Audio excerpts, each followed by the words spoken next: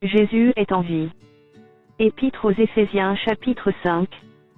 Devenez donc les imitateurs de Dieu, comme des enfants bien-aimés. Et marchez dans la charité, à l'exemple de Christ, qui nous a aimés, et qui s'est livré lui-même à Dieu pour nous comme une offrande et un sacrifice de bonne odeur. Que l'impudicité, qu'aucune espèce d'impureté, et que la cupidité, ne soit pas même nommée parmi vous, ainsi qu'il convient à des saints.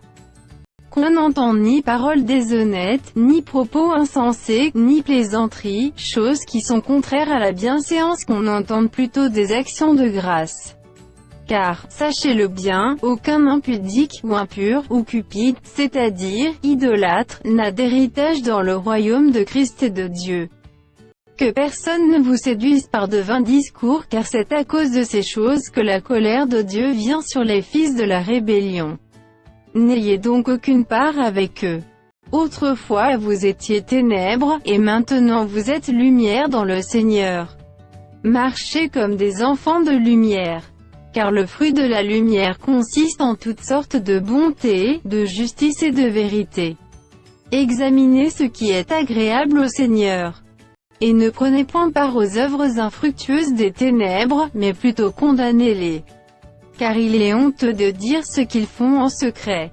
Mais tout ce qui est condamné est manifesté par la lumière, car tout ce qui est manifesté est lumière. C'est pour cela qu'il a dit, « Réveille-toi, toi qui dors, relève-toi d'entre les morts, et Christ t'éclairera. » Prenez donc garde de vous conduire avec circonspection, non comme des insensés, mais comme des sages. Rachetez le temps, car les jours sont mauvais. C'est pourquoi ne soyez pas inconsidérés, mais comprenez quelle est la volonté du Seigneur. Ne vous enivrez pas de vin, c'est de la débauche. Soyez, au contraire, remplis de l'esprit. Entretenez-vous par des psaumes, par des hymnes, et par des cantiques spirituels, chantant et célébrant de tout votre cœur les louanges du Seigneur. Rendez continuellement grâce pour toutes choses à Dieu le Père, au nom de notre Seigneur Jésus-Christ. Vous soumettant les uns aux autres dans la crainte de Christ. Femmes, soyez soumises à vos maris, comme au Seigneur. Car le mari est le chef de la femme, comme Christ est le chef de l'Église qui est son corps, et dont il est le Sauveur. Or, de même que l'Église est soumise à Christ, les femmes aussi doivent l'être à leur mari en toutes choses.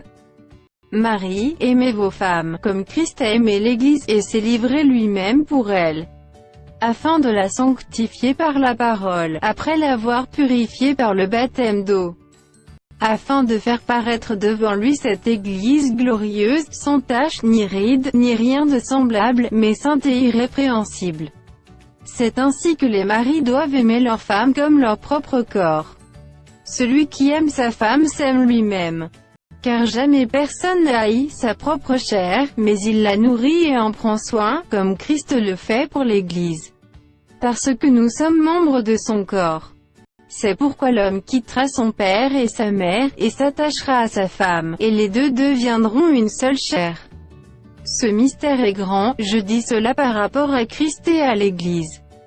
Du reste, que chacun de vous aime sa femme comme lui-même, et que la femme respecte son mari.